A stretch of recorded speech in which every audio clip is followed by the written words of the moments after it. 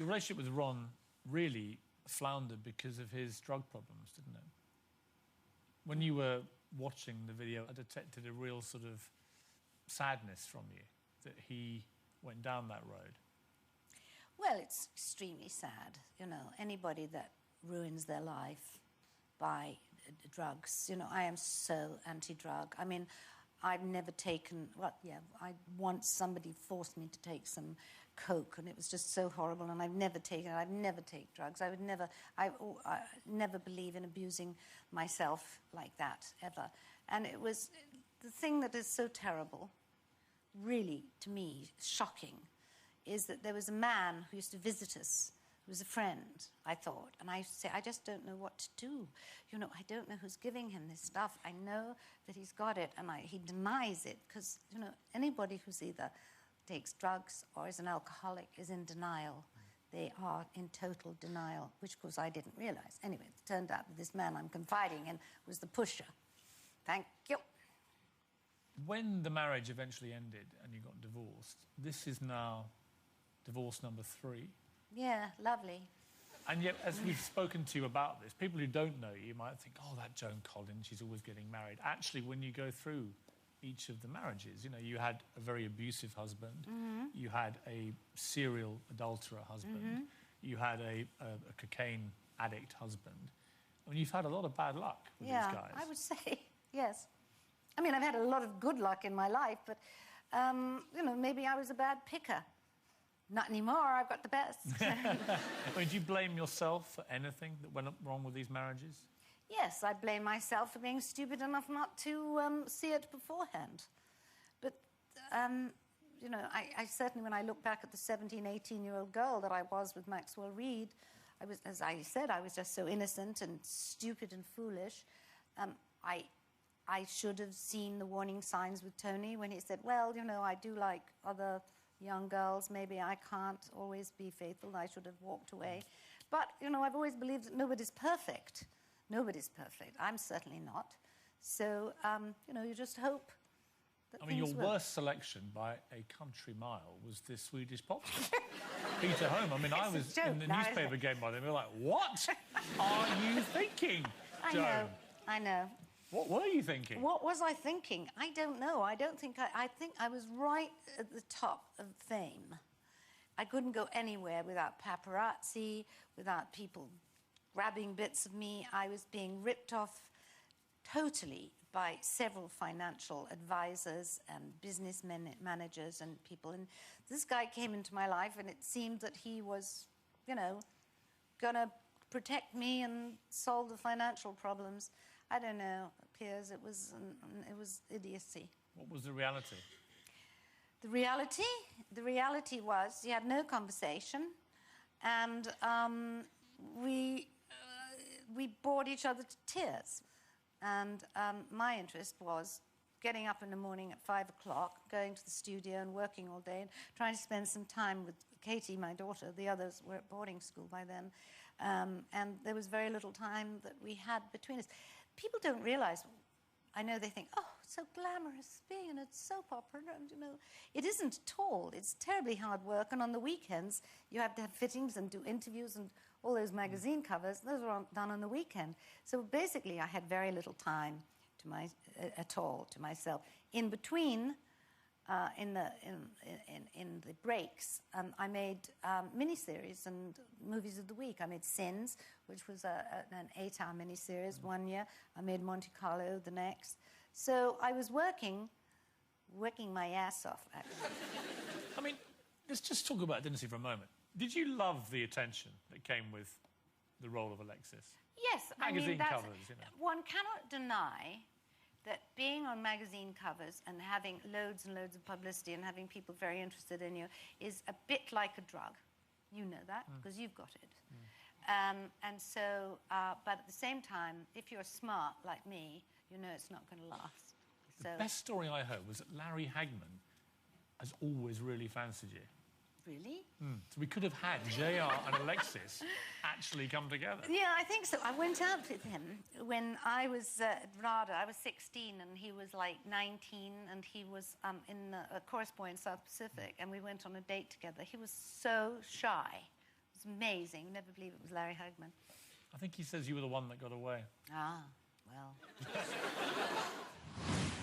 I think it was the first time that I have got married that I really felt, yes, this is really, really going to work.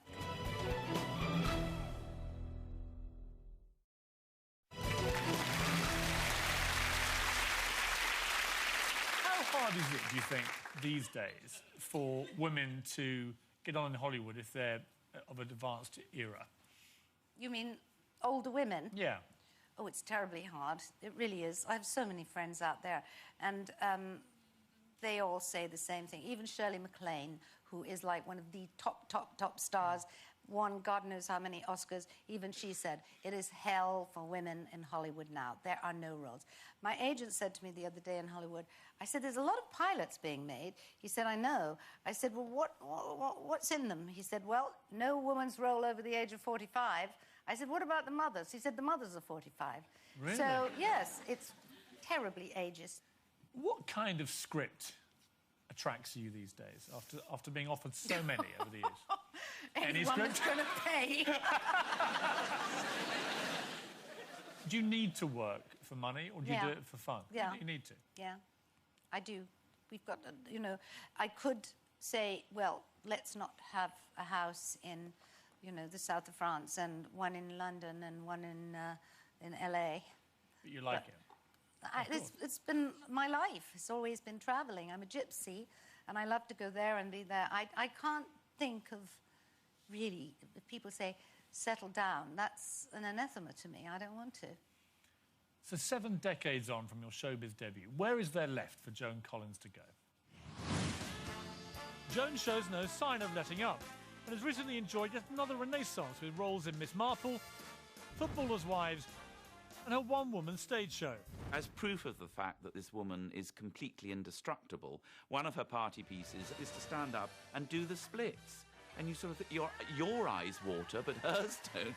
Joan, at the drop of a hat, will do the splits, you know. I mean, she's... it's amazing. But surely there has to come a time when the age-defying star finally calls it a day. Mum will never hang up the makeup bag. Are you crazy? Joan will never retire. Joan will go on and on and on, because she not only loves it, but she needs it. I'm very glad she's still going, because that means there's still a chance for me. She will not give up till she drops dead. I once said to her, Joan, don't you wake up just some mornings and say to yourself, oh, God, I've got to be Joan Collins all over again. And she looked at me in blank astonishment and said, are you mad? I love being Joan Collins. Perhaps the 70-something's greatest achievement to date is that at the 5th attempt she's finally, fingers crossed, found Mr. Right, theatre impresario Percy Gibson, born the same year as her son. I thought to myself, wow, she's a person that somebody could really, really like. So I definitely had an immediate sense of simpatico with her. And I think she did with me too. She immediately started giving me a hard time, so I knew that I was okay with her. Married 5 times. Well, you know, there's a lot of people who would say that that's a negative thing, but I think that she's worked on it, and she's gone through the good, the bad, and the ugly, mostly the bad and the ugly, until she's got to the point where she's found, you know, her nugget of gold. If you have to get used to, you know, seeing both of your parents naked on film, after that, having a stepfather that's younger than you is a walk in the park, you know, it's really not that strange.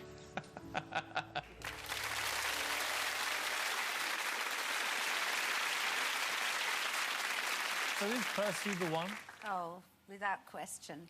He is the one I've been waiting for all my life. I know this sounds cliched, but he is so wonderful. He is so kind, he's funny, he's caring, he is fantastically intelligent and clever. He's just perfect. Perfect Percy, he is. And, you know, I've kissed a lot of frogs. And I found my prince. You certainly have. I mean, how long have you been with Percy now? It's 8 years on Wednesday. Is it really? 8-year anniversary, yes.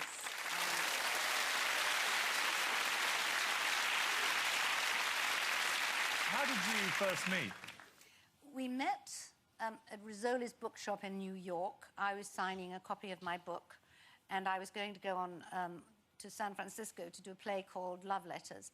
And my PR said, I want you to meet the two young men who are, you know, the producer and the stage manager. So we went over and I met the stage manager and I said, you look a bit young. And the other one, who was the producer, said, what about me? And that was Percy. And I said, oh, you'll do. And we went around and we went on tour and we became very good friends. And then it just happened that every time I was in Hollywood, he was there, he was doing a play, or I would be in London and he would be here on his way to visit his mother. We saw each other a lot. A lot of cynics at the time said, oh, this will never last, you know, because of the age sad difference for and them. so on. Yeah, I mean, do you feel like, you know, No. I told you? No, I didn't. I don't feel like that because, you know, I'm not much of a one for tit for tat. You know, I knew. I really knew this time. I think it was the first time that I have got married that I really felt, yes, this is really, really going to work. Could you ever imagine retiring? Retiring? What's that mean? I couldn't imagine you retiring. No. Could you imagine retiring? No. No, exactly. Nothing more boring. No, horrible. What do you know that people who retire, normally they only live for a couple of years. And that's true, isn't it? Yes, it's absolutely true. No, I will never retire.